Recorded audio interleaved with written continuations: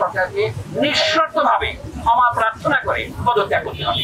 দেশের সরকার প্রথমে সেটাকে এক মাসে ঠেলে দিতে চেয়েছে, উপেক্ষা করতে চেয়েছে, পরে যে দমন নীতি অবলম্বন করেছে নিজেদের পেটোয়া বাহিনী দিয়ে, সেটা থেকেই এই হত্যাকাণ্ডের শুরু। আমরা প্রথমেই পরিষ্কার করে বলতে চাই, এই হত্যাকাণ্ড রাষ্ট্রীয় মদতে হয়েছে, রাষ্ট্রীয় বাহিনীর দ্বারা হয়েছে এবং রাষ্ট্রীয় বাহিনীর সহযোগীদের দ্বারা হয়েছে, যাদেরকে আমরা বলতে পারি প্রাইভেট বাহিনী।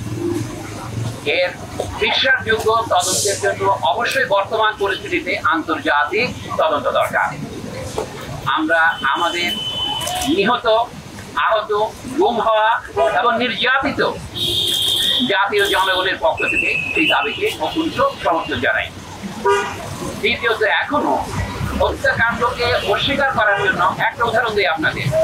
গতকাল শোক দিবসের নামে একটা প্রজ্ঞাপন জারি করেছেন মন্ত্রিপরিষদ সচিব। সেখানে দেখবেন নিহত এবং আহতদের জন্য শোক পালনের জন্য কালো ব্যাজ পরিধান করতে বলেছেন। আমরা কিন্তু সেটা প্রত্যাখ্যান করেছি, আমরা লাল ব্যাজ করেছি। এবং তারপরে তাদেরকে তারা শহীদ বলতে রাজি নন। তাহলে তারা যদি শহীদ না হন, শুধু নিহত হন, তাদের জন্য তাহলে প্রার্থনা করার দরকার কি? এটা হচ্ছে একটা নয়, এই ধরনের অজস্র সবিরোধ আপনারা পাবেন। সরকার এখন এই হত্যাকাণ্ডকে জায়েজ করবার জন্য যে অজুহাত ব্যবহার করছেন, যে তারা মেট্রো রেল স্টেশনে হামলা করেছে, সেতু ভবনে হামলা করেছে, অথবা বাংলাদেশ টেলিভিশন ভবনে হামলা করেছে। আমাদের জ্ঞানী বিশ্লেষকরা যেমন ব্রিগেডিয়ার জেনারেল শাকাওয়াত হোসেন তারা পরিষ্কার করেছেন, এইগুলিকে বলা হয় কি পয়েন্ট ইনস্টলেশন, কেপিআই। এগুলি রক্ষার জন্য সরকার কোনো পূর্ব ব্যবস্থা গ্রহণ করেনি, অথবা করলেও যথাযথ ব্যবস্থা গ্রহণ না করার ফলে এটা এর দায় কে বহন করবে? তাদেরকে বহন করতে হবে। আর যেখানে গুলি হয়েছে, ধরুন প্রথমে আবু সাইদ যেখানে নিহত হয়েছে রংপুরে, সেখানে কোন কেপিআই আক্রমণ করেছিল তারা?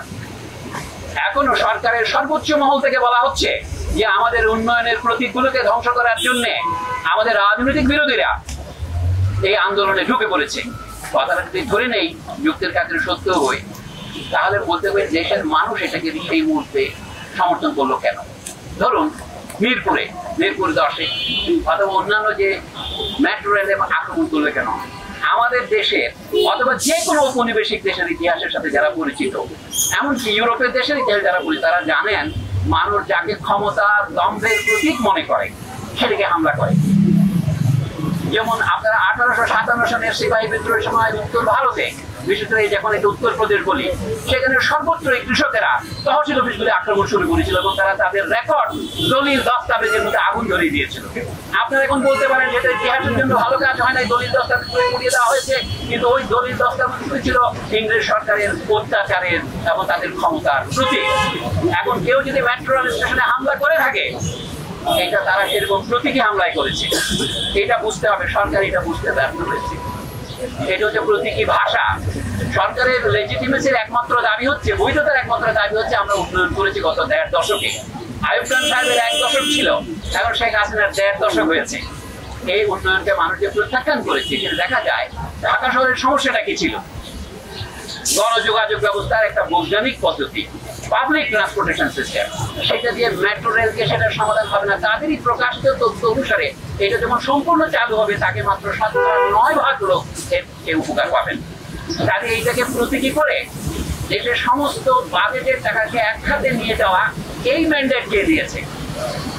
এটা জনগণের সাথে আলোচনা করা হয়েছে। সুতরাং মানুষ যখন তথাকথিত উন্নয়নের প্রতীকগুলিকে আক্রমণ করে, সেটাকে আপনি প্রথমে মনে হবে দুর্ঘটনা, কিন্তু না, এর পেছনে একটা কারণ আছে। এইটা যদি আমরা বুঝতে পারি, তাহলে সরকারের বোঝা উচিত।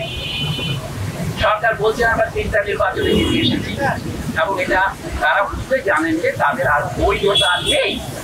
কাজে আমরা যখন বলেছি, আজকে অন্তত 1 সপ্তাহ আগে একটা বিবৃতিতে 33 জন নাগরিকের সাথে আমিও ছিলাম, আমরা বলেছি সরকারকে ক্ষমা চাইতে হবে।